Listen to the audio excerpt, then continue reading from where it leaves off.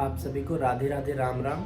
आज मैं उपस्थित हूँ आपके सामने अध्याय 1 का 12वां श्लोक लेकर। तो शुरू करते हैं। श्लोक कहता है, तस्य संजनयन हर्षम कुरु वृद्ध पितामह सिंहनादः विनद्योच्चैः शंखम दद्मौ प्रतापवान।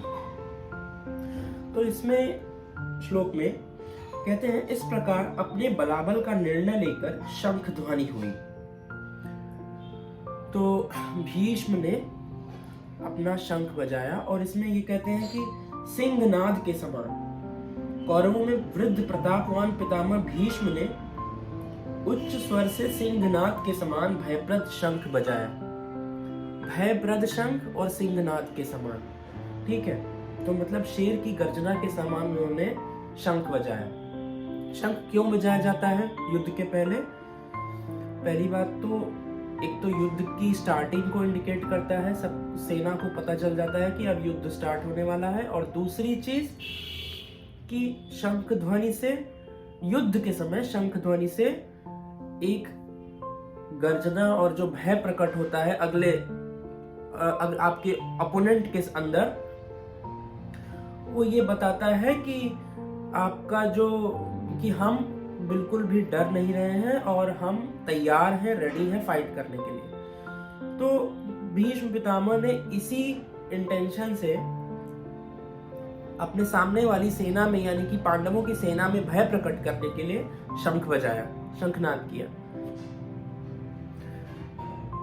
अब इसकी तुलना हमने अड़गड़ानंद जी ने इस प्रकार की है कि जैसे प्रकृति है तो प्रकृति आपके हृदय में हमेशा भय उत्पन्न करेगी, लेकिन परमात्मा आपको भय से मुक्त करता है। परमात्मा आपको अभय वर प्रदान करता है।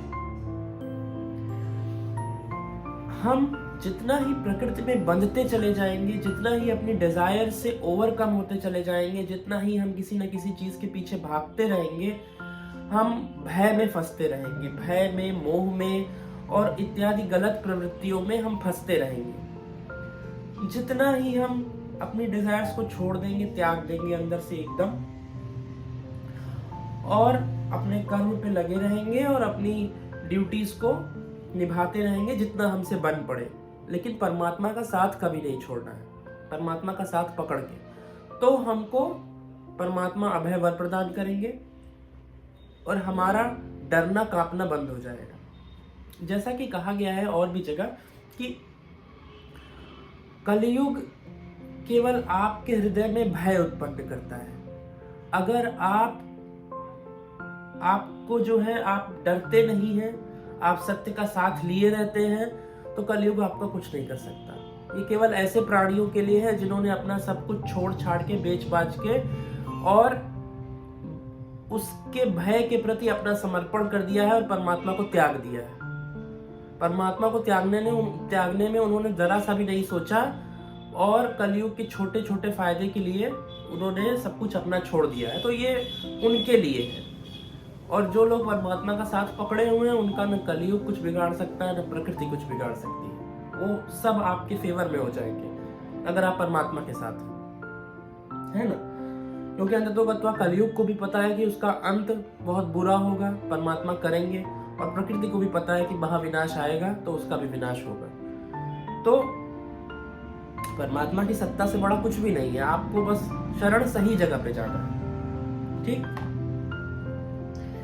अब कहते हैं भ्रम इसके अतिरिक्त और कुछ नहीं दे सकता। भीष्म क्या है? भ्रम। तो भ्रम केवल भय ही प्रदान करेगा।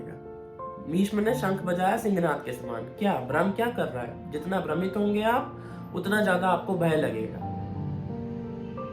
तो भीष्म और भय प्रदान कर रहे हैं, ठीक। संसार में प्रवृत्ति तो भवाटवी है, घोर अंधकार की छाया है।